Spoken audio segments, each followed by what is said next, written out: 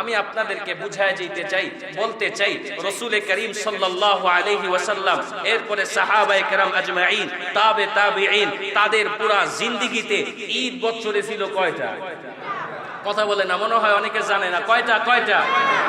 ঈদুল আযহা, ঈদুল ফিতর, ঈদুল ফিতর, ঈদুল আযহা। ঈদ ছিল দুইটা ঈদ। তারা সারা বছর রাসূলও সারা জিন্দেগি দুই ঈদ করছেন, সাহাবায়ে কেরামও করছেন, তাবেঈন, তাবেঈনও করেছেন। হঠাৎ করে শুরু হইল আরেকটা ঈদের কথা আমরা এখন শুনি, এটা বলে সবচেয়ে বড় ঈদ। বুঝতে হবে যে ঈদ রাসূল পালন করে নাই, রাসূলের সাহাবী পালন করে নাই, তাবেঈন পালন করে নাই, সেই ঈদের মধ্যে আছে ভণ্ডামি, সেই ঈদের মধ্যে আছে খারাপি। এই সমস্ত ঈদ পালন করলে এই ঈদ আমারে খোদার জাহান্নামে নিবে। কথা বলেন ঠিক না বেঠিক?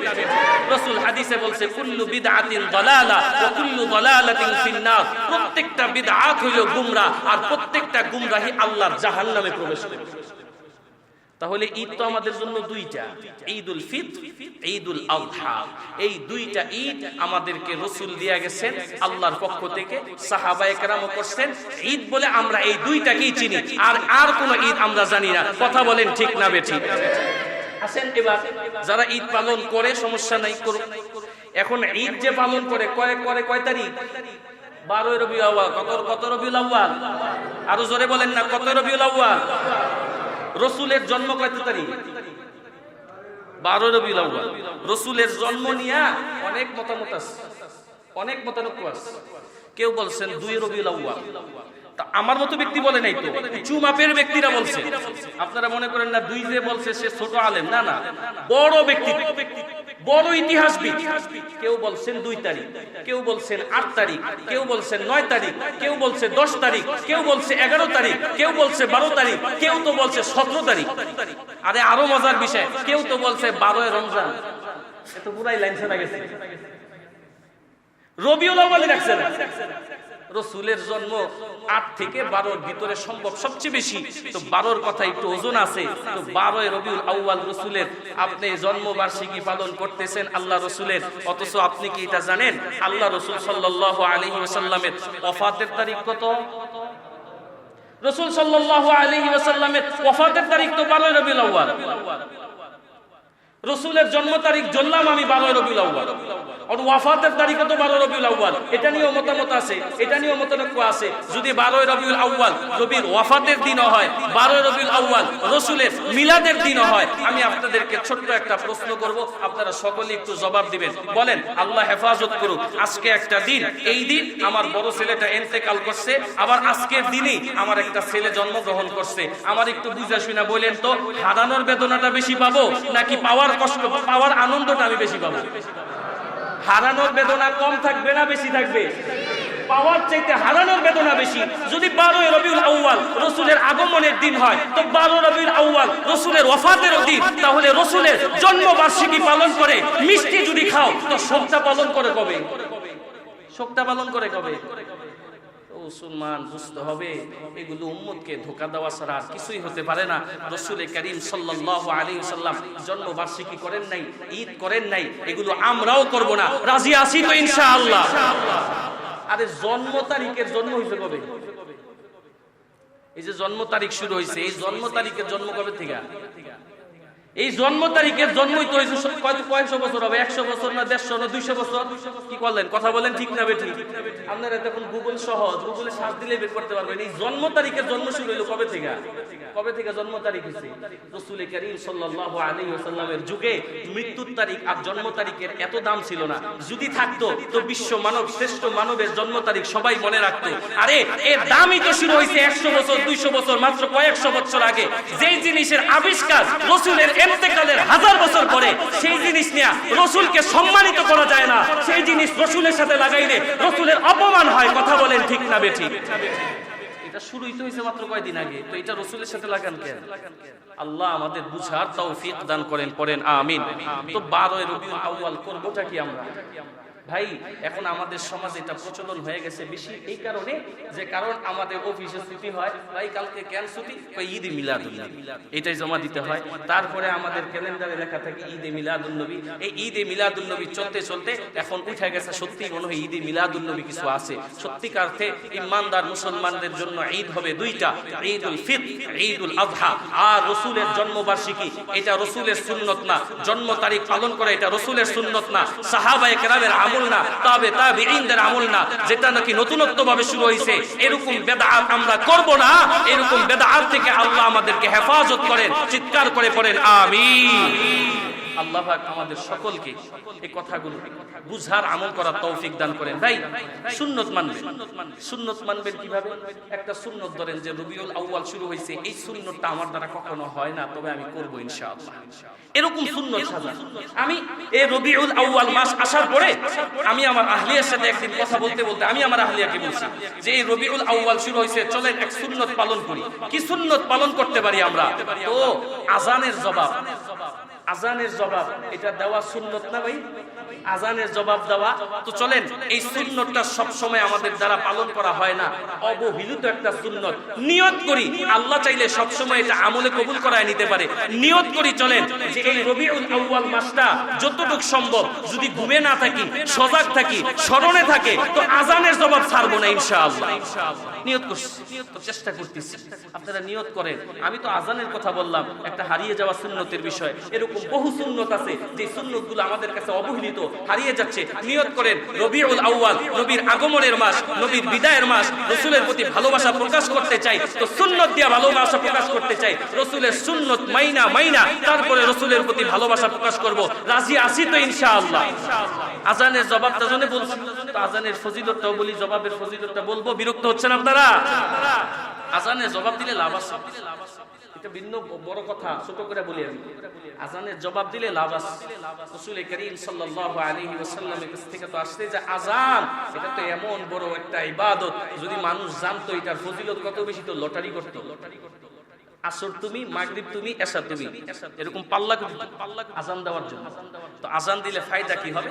রাসূল বলেন আজান দিলে সে আজান দেওয়ার পরে তার আজান শুই না যত আল্লাহর বান্দারা আয়েশা নামাজ পড়ছে সবার নামাজের একটা অংশ, তার মানে তার থেকে কাইটা না, আলাদাভাবে বাড়তিভাবে আল্লাহ পাক মুয়াজ্জিনের আমলনামায় দিবেন। পড়েন সুবহানাল্লাহ।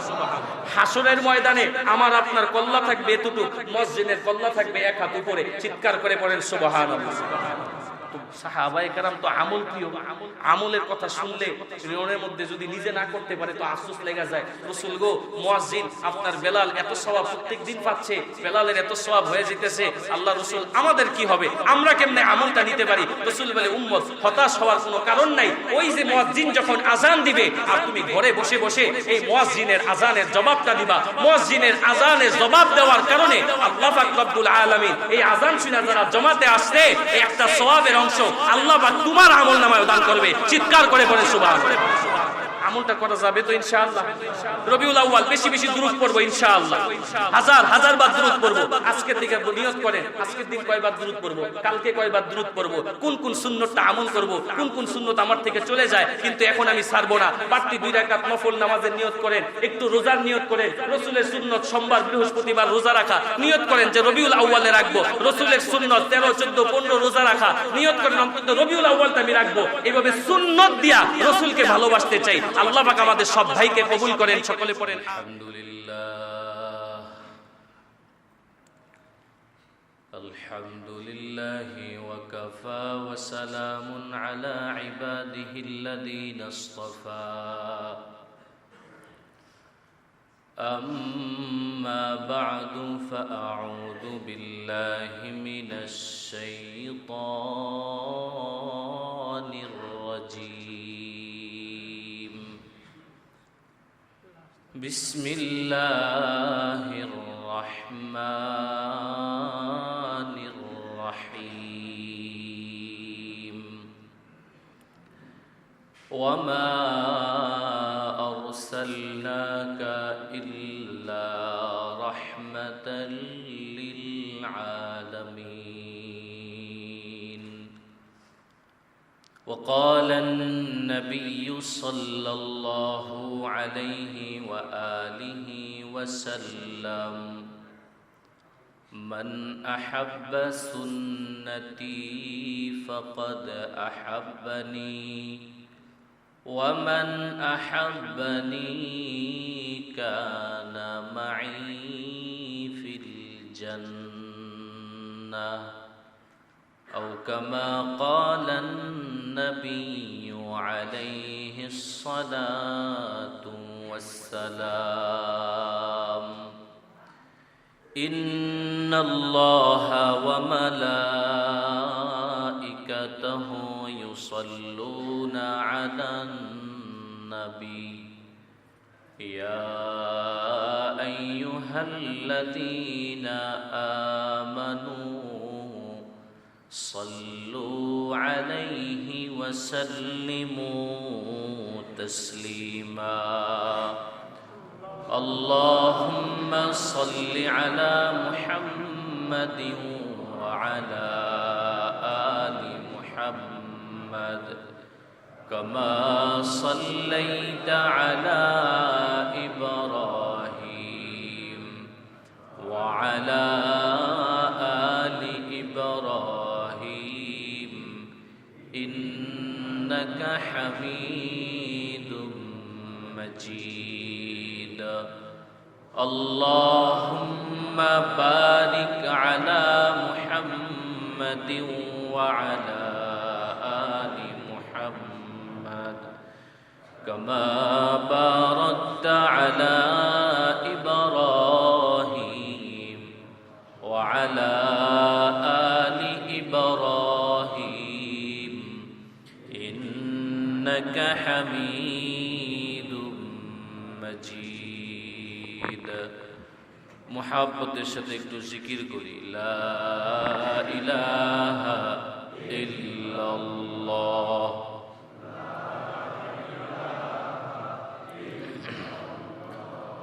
লা ইলাহা ইল্লাল্লাহ লা ইলাহা ইল্লাল্লাহ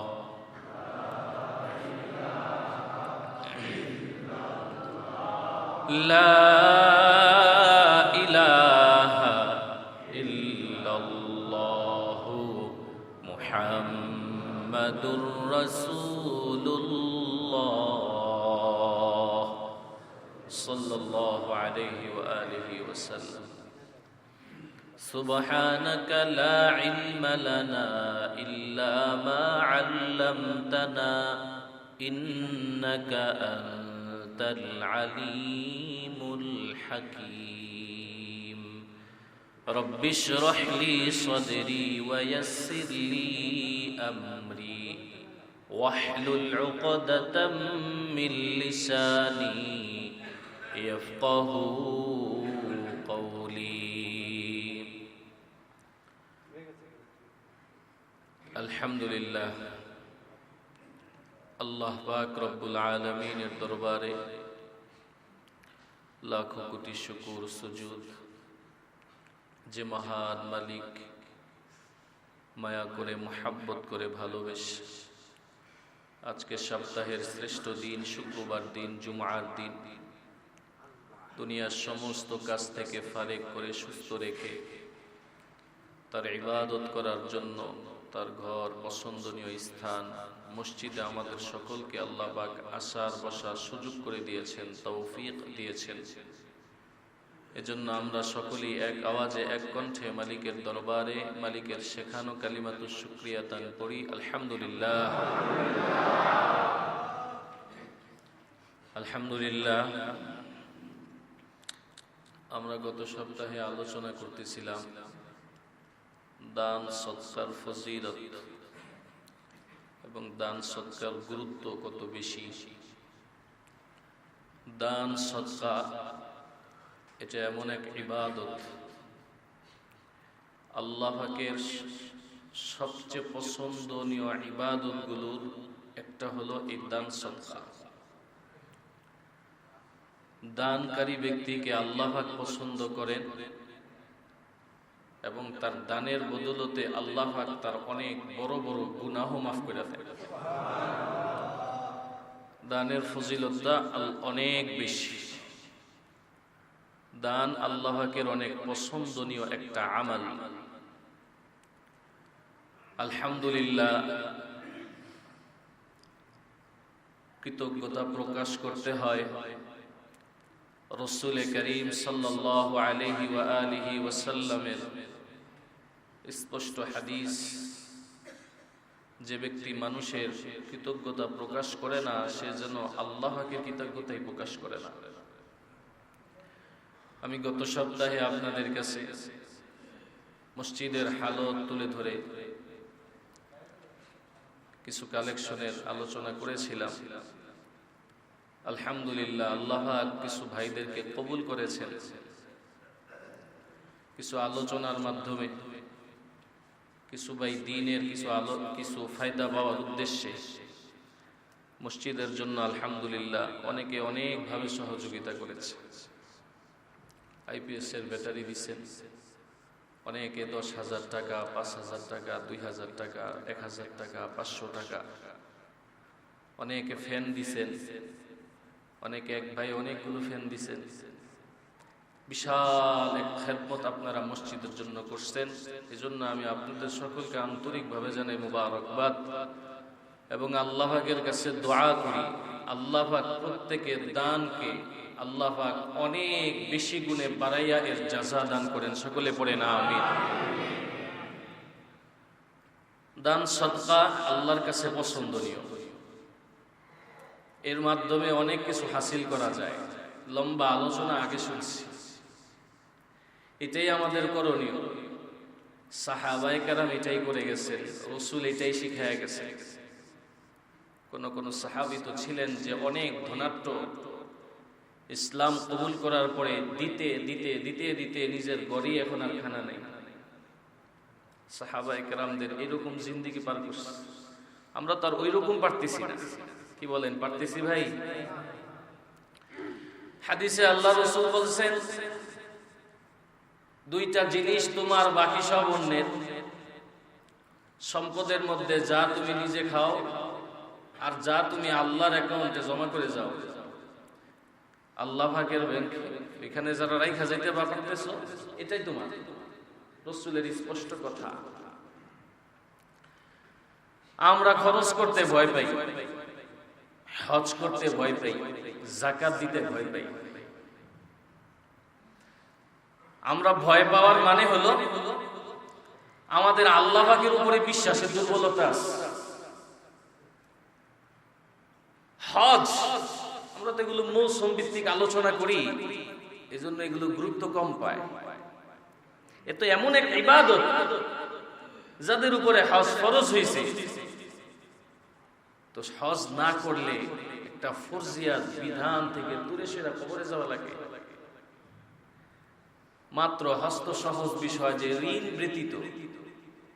ঋণ ব্যতীত যার কাছে যদি হজে যাওয়ার খরচ থাকে, আর যদি এই সময়টা তার পরিবার চলার জন্য ওই পরিমাণ টাকা থাকে, ওই ব্যক্তির উপরে হজ ফরজ। ব্যবসা থাকতে হবে, ফ্ল্যাট থাকতে হবে, বাড়ি থাকতে হবে, ছেলে মেয়ে পড়াইতে হবে, বিবাহ দিতে হবে, কোনো শর্ত নেই।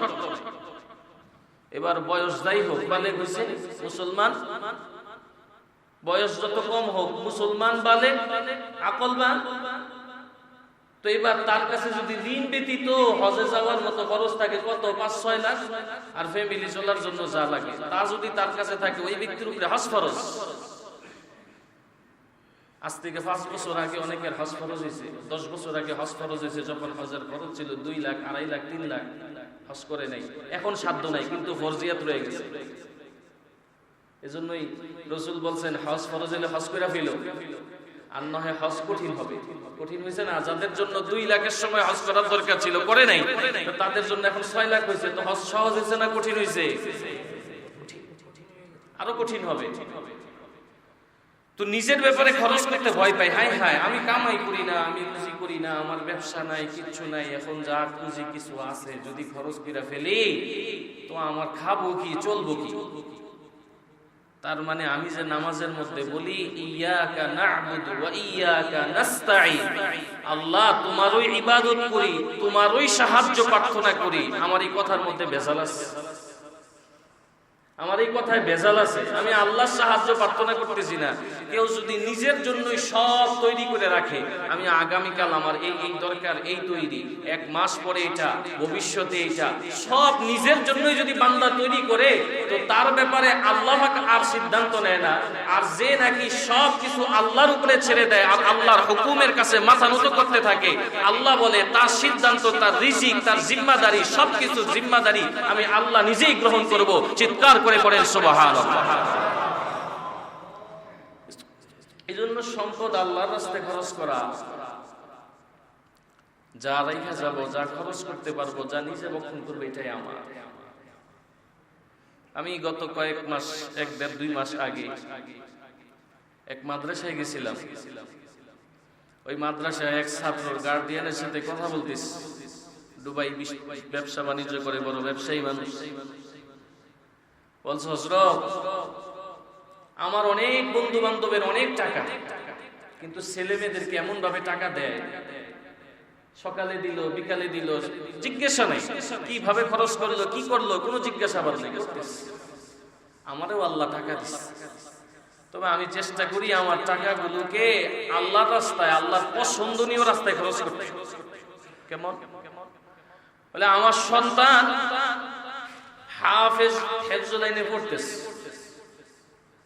কত বছর আগে যে করোনা গেল, তো করোনার সময় মাদ্রাসা বন্ধ, করোনার সময় স্কুল বন্ধ, সব বন্ধ।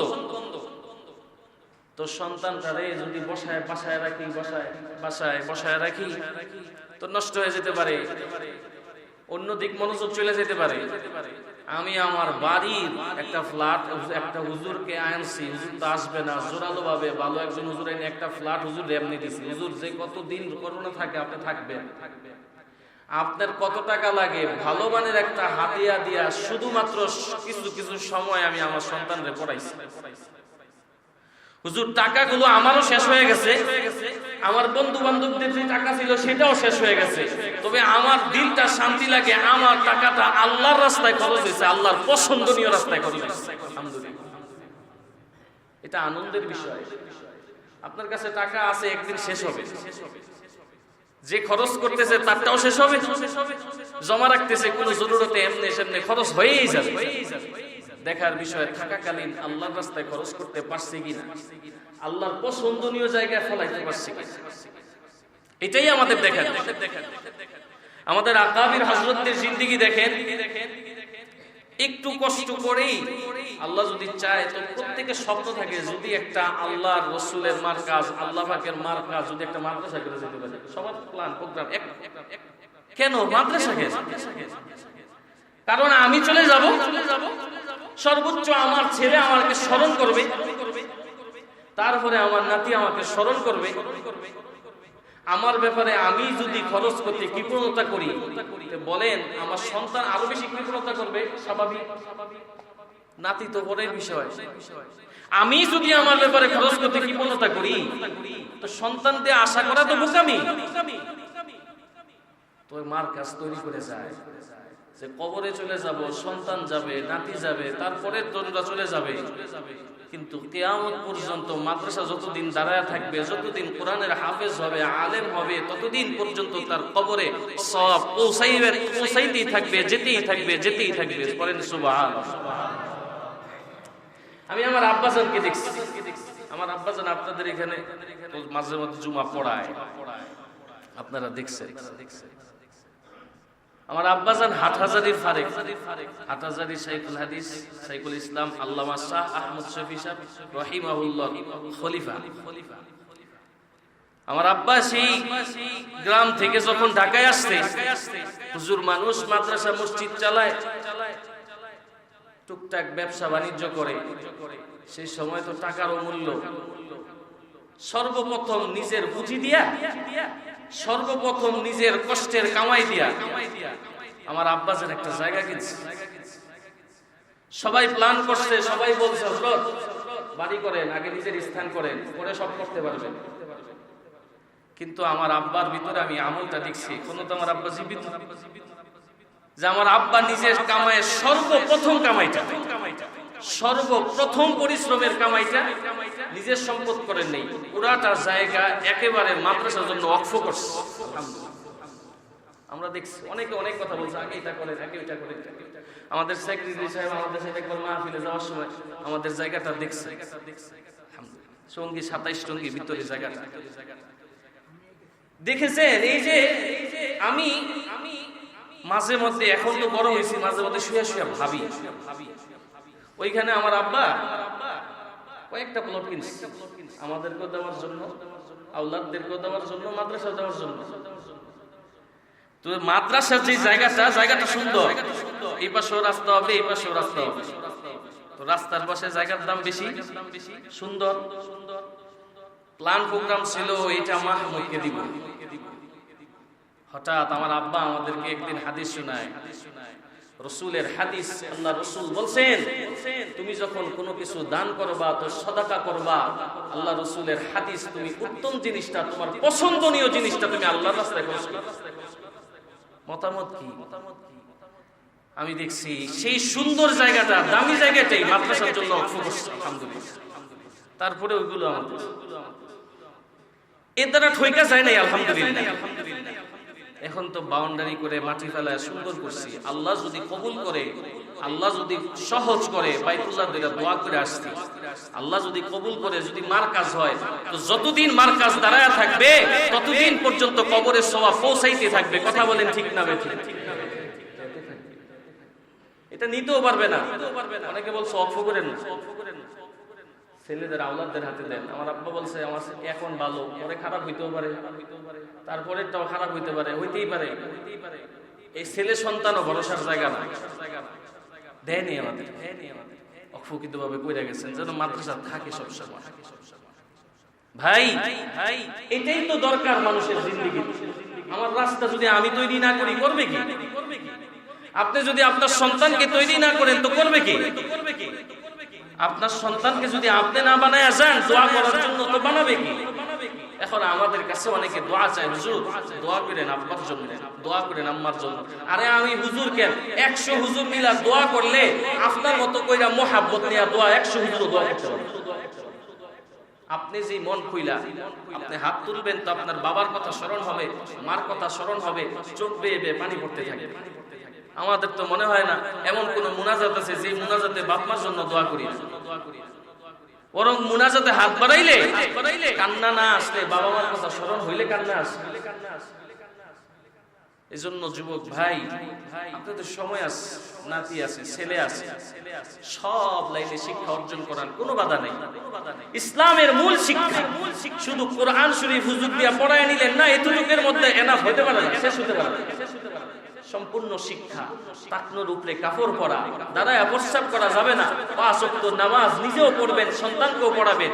এইভাবে যদি তৈরি করে যেতে পারেন, বিশ্বাস করেন যতদিন পর্যন্ত সন্তান থাকবে, এই সন্তানের দ্বারা আরো বহু মানুষ ভালো হবে, তার ছেলেরা ভালো হবে, তার ছেলেরা দিনদার হবে।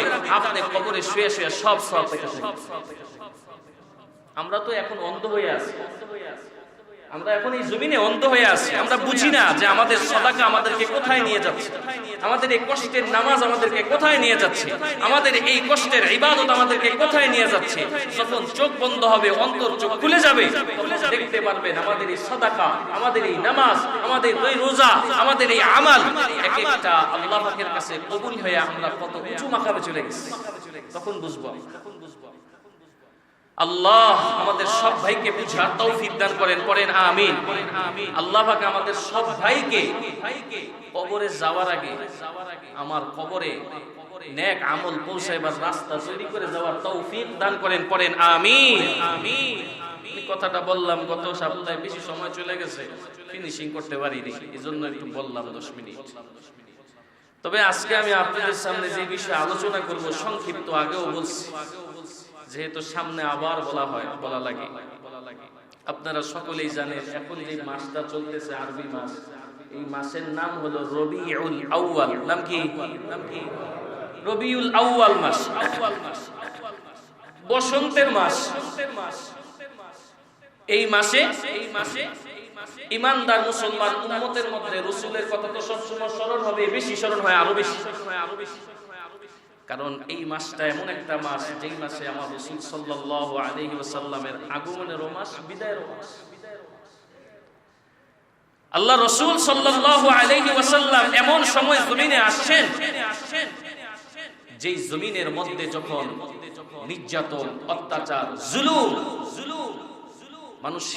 মানুষের হক আদায় করে না, ন্যায্য অধিকার আদায় করে না, এমন সময় যেই যুগটাকে বলে আইয়ামে জাহেলিয়াতের যুগ, বর্বরতার যুগে আল্লাহ পাক রব্বুল আলামিন দুনিয়ার বাসীর উপরে রহমত হিসাবে পৃথিবীর শ্রেষ্ঠ মানব মুহাম্মদুর রাসূলুল্লাহ সাল্লাল্লাহু আলাইহি ওয়াসাল্লামের আগমন ঘটাইছেন। পড়েন সুবহানাল্লাহ।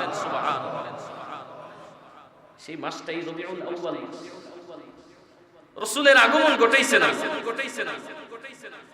আল্লাহ রাসূল সাল্লাল্লাহু আলাইহি ওয়াসাল্লাম এই পৃথিবীতে আসছেন, ইনসাফ কায়েম করছেন তার মাধ্যমে। আল্লাহ নারীর অধিকার, পুরুষের অধিকার, বৃদ্ধের অধিকার, শিশুর অধিকার, সমস্ত অধিকার, ইনসাফ আল্লাহ রাসূল কায়েম করছেন।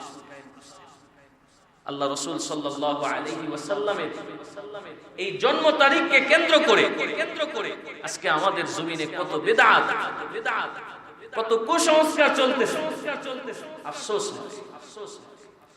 আল্লাহ রাসূল সাল্লাল্লাহু আলাইহি ওয়াসাল্লাম জমিনে আসলেন, আল্লাহ পাক দিবেন, এতে আমরা সবাই খুশি না বেজার? আর আওয়াজটা কম হয়ে গেল, আরো জোরে বলেন, খুশি না বেজার? খুশি।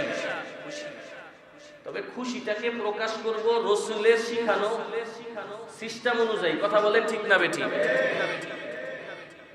আল্লাহ রাসূল সাল্লাল্লাহু আলাইহি ওয়াসাল্লামের জীবনটাকে আমি আপনাদের সামনে তিন ভাগে ভাগ করব। কয় ভাগে? খুব বুঝার বিষয়, আলোচনাটা বুঝে। রাসূলের জীবনীটাকে তিন ভাগে ভাগ করব। একটা রাসূলের জীবনী এক ভাগ, যেটাকে বলে মিলাদুন নবী,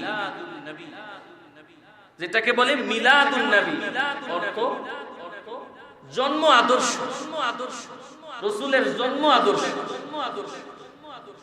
আল্লাহ রাসূলের জীবনের আরেকটা অংশ যেটা হলো ওয়াফাতুন নবী, যেটা হলো রাসূলের মৃত্যু আদর্শ। রাসূল করিম সাল্লাল্লাহু আলাইহি ওয়াসাল্লামের আরেকটা বড় অংশ যেটা রয়ে গেছে সেটা হলো সিরাতুন নবী, জীবন আদর্শ। বলেন সুবহানাল্লাহ। কয়টা ভাগ করছি? কয়টা ভাগ? একটা হলো মিলাদুন নবী, জন্ম আদর্শ। একটা হলো ওয়াফাতুন নবী, মৃত্যু আদর্শ। একটা হলো সিরাতুন নবী, রাসূলের জীবন আদর্শ। আমি আপনাদেরকে বুঝাইতে চাই এই বিষয়গুলো কতটুকু সময়ের সাথে সম্পৃক্ত, আর এই জিনিসগুলো থেকে কোনটা থেকে আমরা কি পাই, উম্মতের জন্য কি পাওয়ার আছে, এই ছোট্ট বিষয়টা আমি আপনাদেরকে একটু বুঝাবো ইনশাআল্লাহ, চেষ্টা করব। মিলাদুন নবী, রাসূলের জন্ম আদর্শ, এটা কতটুকু সময়ের সাথে সম্পৃক্ত? বলে একটা মানুষের জন্ম আদর্শ জন্ম হইতে কতটুকু, প্রসব বেদনা উঠলে একদিন, 2 দিন, 3 দিন, নাকি কি বলেন? তার তো বেশি না। কিন্তু মুহাম্মদুর রাসূলুল্লাহ সাল্লাল্লাহু আলাইহি ওয়াসাল্লামের জন্ম তো আমাদের মতো হয় না। আমরা তো মার পেটে ছিলাম, তো মা অনেক কষ্ট করছে, রাতের বেলা ঘুমাইতে পারেনি, খানা খাইতে পারেনি। সবাই ঘুমায়া পড়লো, মা চিৎকার করে উঠে গেছে, খানার প্লেট থেকে উঠে গেছেন, কারণ সন্তান কলিজায় লাথি দিচ্ছে। 7 মাস বয়স সময় যখন মায়ের পেটে হয়ে যায়, সন্তানের পা গুলোকে মার কলিজার নিচে আইনে আল্লাহ বিছায়া যায়, আর জায়গা থাকে না। তো এক একটা লাথি মার কলিজার মধ্যে যায় আঘাত করে।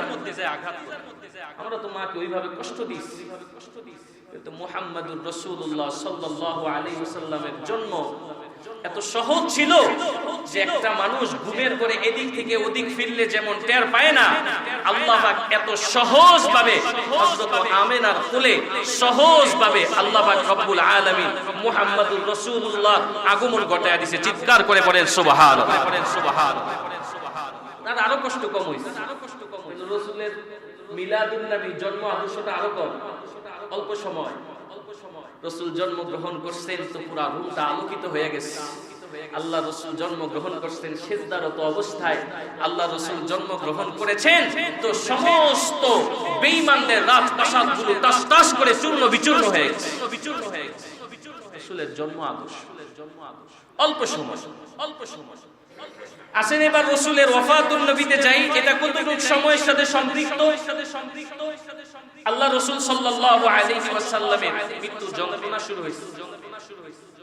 আল্লাহ রাসূল বলছেন চাদর দাও। সোমবার রাসূলকে চাদর দিবেন। আল্লাহ রাসূল অসুস্থ, চাদরটা গায়ে দিবেন। কিছুক্ষণ পরে চাদর সরাইছে তো দেখছে রাসূলের শরীর দিয়ে ঘাম বের হইছে। রাসূল দুনিয়াতে করছে। আল্লাহ রাসূল সাল্লাল্লাহু আলাইহি ওয়াসাল্লাম ইন্তেকাল করলেন সোমবারে রাসূলকে দাফন কাফন করা হয় নাই, মঙ্গলবারেও করা হয় নাই। রাসূলকে দাফন কাফন করা হলো বুধবার। এটা কোন বিষয়ে, কেন? এটা হলো অন্য বিষয়ে আলোচনা, লম্বা আলোচনা। তাহলে রাসূল সাল্লাল্লাহু আলাইহি ওয়াসাল্লামের ওয়াফাতুন নবী মৃত্যু আদর্শের সময়টা সর্বোচ্চ 3 দিন সময়ের সাথে সম্পৃক্ত। কথা বলেন কয়দিন? 3 দিন। আর জন্ম আদর্শটা ধরেন একদিন। কিন্তু রাসূল করিম সাল্লাল্লাহু আলাইহি ওয়াসাল্লামের জীবন আদর্শ সিরাতটা কতটুকু সময়ের সাথে সম্পৃক্ত বলে রাসূলের পুরা জীবনটাই তো জীবন আদর্শ। চিৎকার করে পড়েন সুবহানাল্লাহ। জন্মের পর থেকে মৃত্যু পর্যন্ত পুরাটাই তো সিরাতুন নবী, রাসূলের জীবন আদর্শ। আমরা কোন জায়গা থেকে কি পাবো? উম্মতের জন্য এই 3 জায়গা থেকে কি পাওয়ার আছে? খুব ভালো করে বোঝার চেষ্টা করেন। মিলাদুন নবী আর ওয়াফাতুন নবী থেকে উম্মতের আমল করার কিছু নাই, আলোচনা করার বিষয় আছে। যেমন আল্লাহ রাসূল সাল্লাল্লাহু আলাইহি ওয়াসাল্লাম জন্মগ্রহণ করছেন, মার কষ্ট হয় নাই। আচ্ছা বলেন তো, চাইলেই কি এই আমলটা আমি আপনি করতে পারবো? জোরে বলেন পারবো? আল্লাহ রাসূল সিজদারত অবস্থায় আসতে চাইলেই আমল করতে পারবো? আল্লাহ রাসূল আসছেন তো সব বেঈমানদের রাজপ্রাসাদ ভেঙে পড়ছে, এটা আমি চাইলেই পারবো? তাহলে রাসূল সাল্লাল্লাহু আলাইহি ওয়াসাল্লামের জন্ম ইতিহাস থেকে আমরা আল্লাহ রাসূল সাল্লাল্লাহু আলাইহি ওয়াসাল্লামের জন্ম ইতিহাস থেকে উম্মত আমল পায় না। এখান থেকে আলোচনা করার বিষয় আছে। এগুলো হলো আলোচনা করার বিষয়, এগুলো আমল করার বিষয় না। কথা বলেন ঠিক না বেঠিক? রাসূলের ওয়াফাতুন নবী, রাসূলের মৃত্যু জীবন, এই রাসূলের মৃত্যু ইতিহাস থেকে এখান থেকে উম্মতের পাওয়ার কি আছে? আল্লাহ রাসূল সাল্লাল্লাহু আলাইহি ওয়াসাল্লাম ইন্তেকাল করছেন। আল্লাহ রাসূলকে দাফন কাফন করা হয়েছে। আল্লাহ রাসূলকে কেন লেট করা হয়েছে? আচ্ছা বলেন তো, এগুলো কি উম্মতের জন্য আমল করার বিষয় না আলোচনা করার বিষয়? বুঝেন আমার কথা, আমলের বিষয় না আলোচনার বিষয়?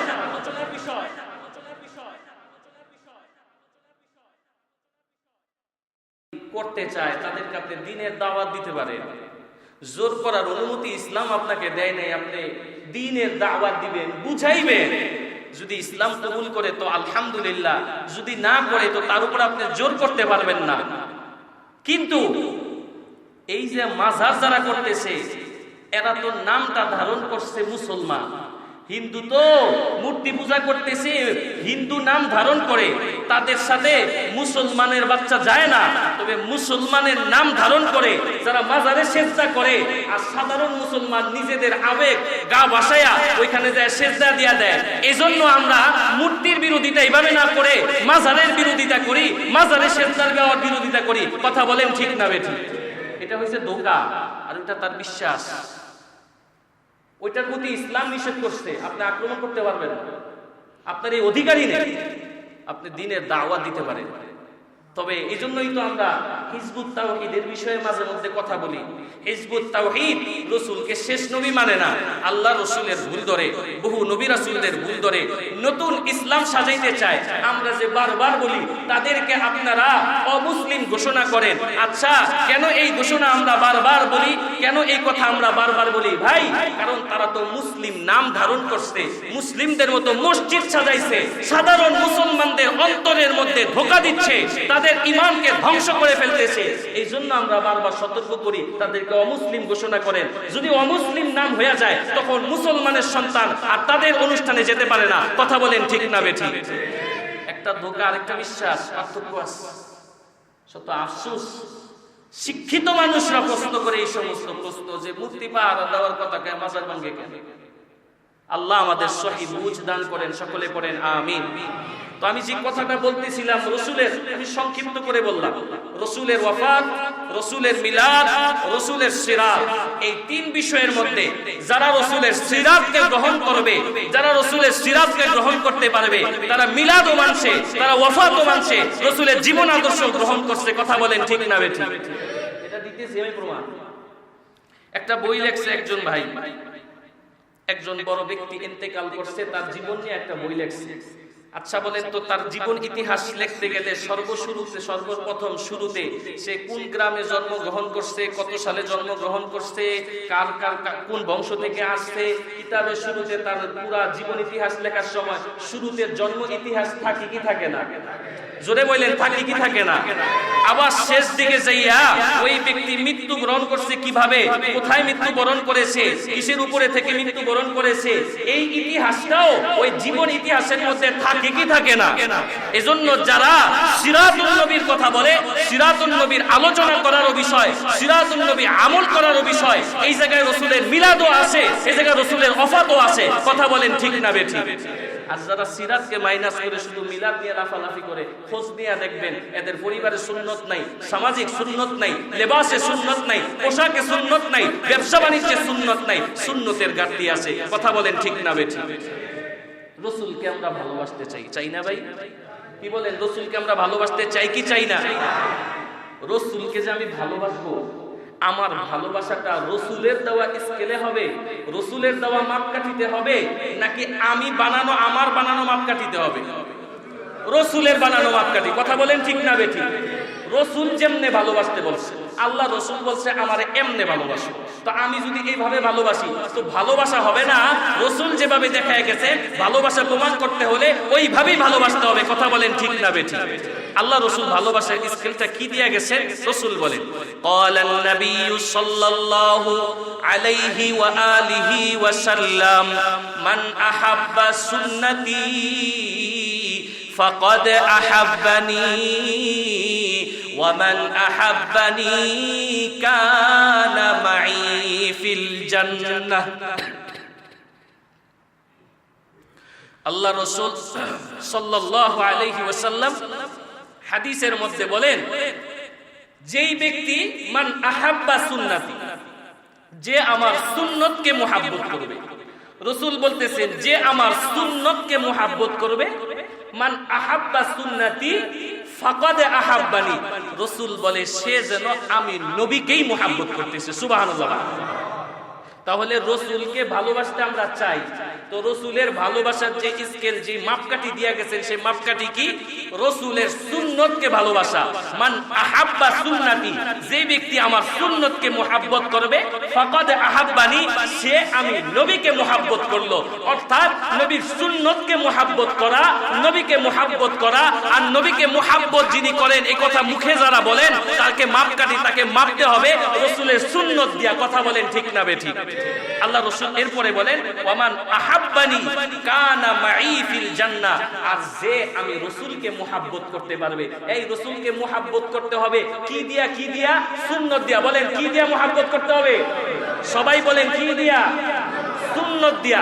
আল্লাহ রাসূল বলে, সুন্নত দিয়া যে আমারে মুহাব্বত করতে পারছে, ও আমার সাথে জান্নাতে একসাথে থাকবে। চিৎকার করে বলেন সুবহানাল্লাহ।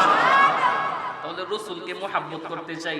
যারা রবিউল আউয়ালে এই জুলুস করে, এরা তো রসুলকে মুহাব্বতই করতে চায়। তো আমি মুহাব্বতের মাপকাঠিটা আপনাদেরকে দেখায় গেলাম। রসুল বলে সুন্নত দিয়া মুহাব্বত করতে। আমরা যদি বেদাত দিয়া করি তাহলে রসুলের ভালোবাসা হবে?